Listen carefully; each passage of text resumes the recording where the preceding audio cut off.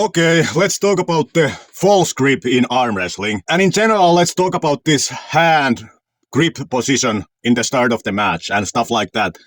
And let's make sense of this arm wrestling jargon when Travis says, pull with the hand, not with the fingers. And he says, make a fist. Devon says, hide the fingers, deep and high.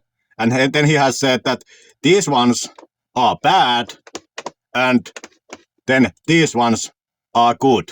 You know, why are these ones good and why is the other ones bad? You know, let's now make sense of all this arm wrestling jargon. All right. So first of all, let's understand what the false grip, like what is the mechanism of action of the false grip. All right.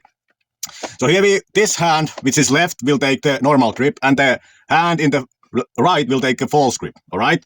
So this is now, you can think of this as a bar or you can think of this as the gymnastic rings. It doesn't matter. You can take a false grip from anything, pretty much. All right. Here, the green dot is the center of mass that is now going on in this instrument.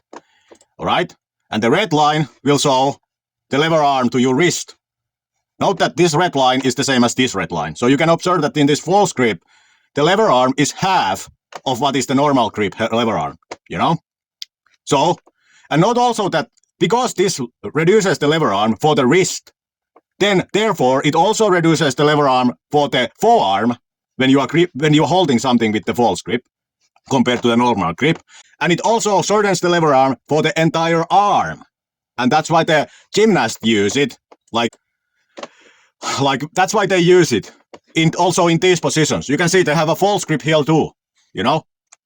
Mostly when the gymnasts use it, they use it in this transition, when they go from hanging to being on top of the thing. You know, they use the false grip here. They grip it with the false grip because it makes it easier to do this transition, because now the lever arm for the entire arm is shortened and the lever arm for the wrist is shortened, you know? And that's why the muscle-ups are better done with the false grip also, because usually if you try to do it with the normal grip, your wrist will bend back in the transition from the hanging to the being above it. Because this false grip reduces the lever arm of the wrist, and in this case also the forearm, and also the entire arm, you know, as you can see it here. Because he is holding this with the false grip, it will shorten the wrist lever arm, but also the forearm lever arm, but also the entire arm lever arm is reduced. So it's easier to do this activity with the false grip also, not only this activity. All right? And let's talk about a little bit about naming of these things. Like, so the false grip, the thing goes here, like behind the thumb, just like in a normal grip. But instead of going here, the distal palmar crease part, you are putting the thing here. So it's going from here. Let me draw something. So yes, in both grips, in this normal grip like this, it's going here, but in the false grip, it goes like this. Which means in this, the center of mass is here, and in this, it's here. So you wanna make it go in this pisiform part, meaning this meat part here. You wanna grip the thing with this meat part in the optimal case, you know? This name is pisiform because this bone here, its name is pisiform. This red bone in this illustration, it's pisiform. So higher you can, closer you can get this lower part to the pisiform bone, meaning the lower fat part of the palm here, the better regarding the false grip, all right? So the false grip is this kind of tilted grip from something. And the normal grip is this kind of even grip from something, all right? And a lot of the information is from these videos. You can go look it up when they use these things. Hair height and depth, hiding the fingers, pulling with the hand versus pulling with the fingers, get deeper, get higher, you know? So let's now understand what is getting higher and what is getting depth. The depth means the false grip, all right? Let's understand it. Here you are arm wrestling just a stick. The other person's arm is just a stick, all right? And you're having your normal hand. This is the lever arm of you, and this is the lever arm of the stick in this kind of grip setup. But then you take height. Taking height, it increases the lever arm of your opponent, the stick. The stick is the opponent. It increases its lever arm, but it did nothing for your own lever arm. But then you take even on top of the false grip, all right? You set for the false grip. Now the false grip reduces your lever arm because the center of mass in the false grip is lower than in a normal grip. You reduced your own lever arm for the elbow, you know? Yes, it reduces the lever arm for the wrist, but because the wrist is an extension of the forearm, it reduces the lever arm for the entire forearm too, you know? So you get, for trying to get height and trying to get depth, the height achieves the lengthening of your opponent's lever arm. The depth achieves reducing your own lever arm, you know, for the wrist and for the forearm. Meaning that you have easier time curling your wrist with the false grip because the center of mass is lower. And you have also easier time doing pulling motions because the forearm of your entire forearm is reduced. All right? So this is the what is the talk about the height and depth? Height means going just higher, you know? And depth means setting for the false grip. That's what the depth means. All right, let's look at it from the arm wrestling perspective. Now these arms will take a fair grip first.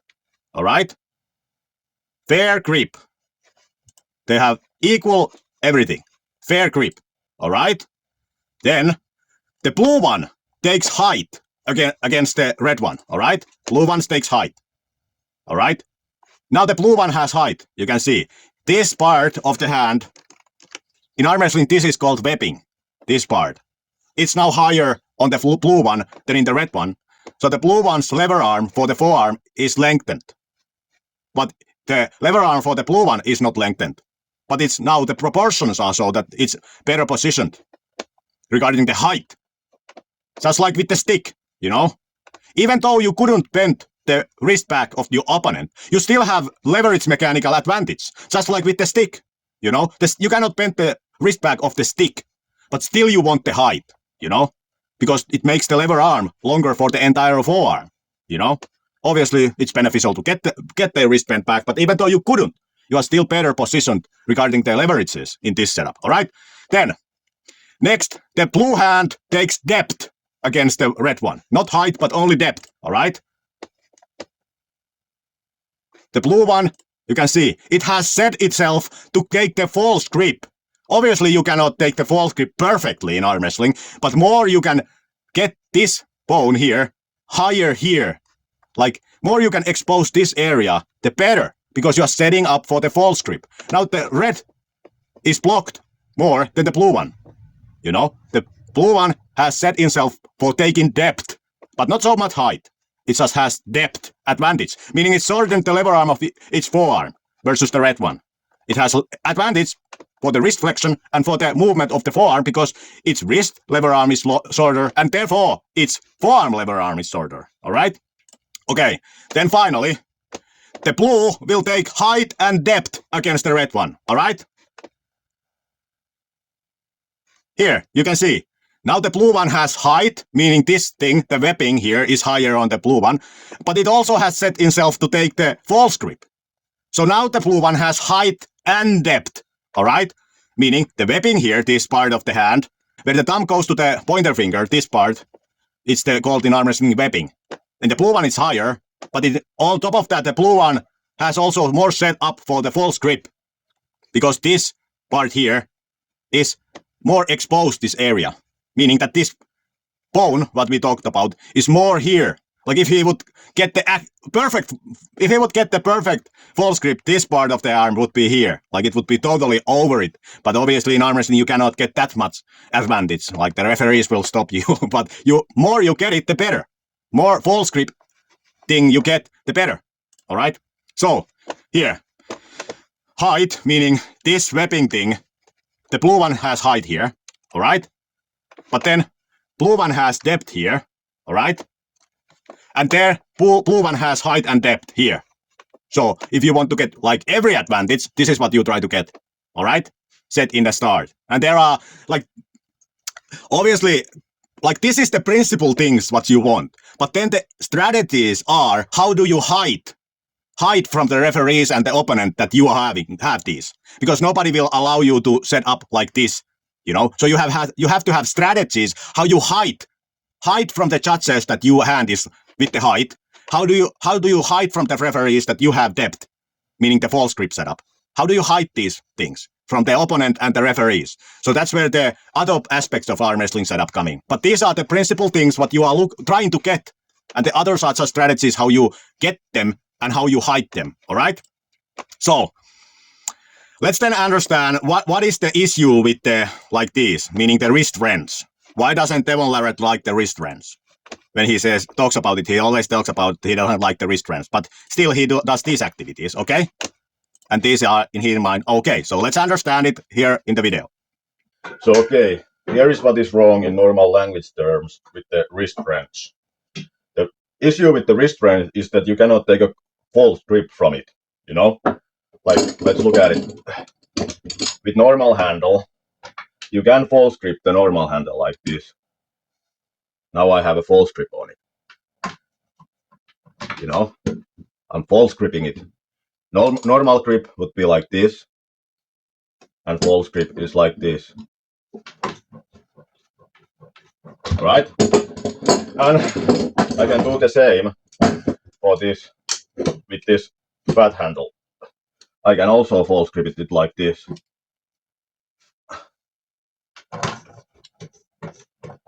And in arm wrestling terms, I would make a fist like this. Like you see Devon do with his handle. He does a hold like this, and then he kinda does this. Because what this allows is false gripping. You prevent with these fingers the handle going from this position, which is the false grip position. You know? That's what the Travis Patient is talking about, because make a fist. You are kind of preventing in the setup your opponent getting here. You don't want them to go here because you want to set for the false grip. So you allow them to just go here. So it's a lot easier for you now to wrist curl them because they are not so high in your hand. And in this, you could set it up like this. Because you can false grip this handle like this. No? But then, with the wrist turns, you cannot really false grip this handle. You know? Because if you try to false grip it, you cannot squeeze it. With the false grip, you cannot squeeze it. To squeeze this handle, you need a grip like this. And this grip, this is not a false grip. A false grip is not the same as going like this. This is not a false grip. You just went further in. False grip is when you do this. You are kind of sideways with the hand, like with this. With this, you normal grip, and then you can go deep, but this is not a false grip. False grip is to go deep like this. You know, this is a false grip. So you cannot do the false grip with this, because in the false grip, the thumb, you know, you cannot do the false grip with this kind of grip, you know. If you want to do it like this, the thumb is kind of in a compromised position in the false grip. And that's why you cannot false grip this handle. Because false grip on this handle would look like this. You are pushing this meat as high as possible in this and false gripping it. It's very hard to, like, this will just spin in your hand when you are false gripping it. Because unlike in this, where the center of mass is now here, which is the purpose of the false grip, this handle, the center of mass is always here. Even though I would have my hand like this, the center of mass is here, not here, because this is pulling here. So it will try to spin in your hand so much that you cannot lift much with it. You could do it like this, but I'm just having a little bit of weight. With any kind of serious weight, this will just spin in your hand because you are unable to squeeze it with the false grip. All right? All right. So the reason is that it's because these are hard or almost impossible to false grip. You know, when you do this, you are always setting yourself up so that you have no false grip in the movement. All right. But with this, you can see it. Devon is false gripping this handle. Devon is false gripping this handle. All right. It cannot see it here, but you can absolutely false grip a stick handle too, like this. So he's training with the false grip. because he tries to set up in the beginning so that he would have a false grip. And obviously it doesn't mean that you will get the false grip the same way that it is in this. Like it would be pretty obvious if you get all this. But more you get it, the better. All right?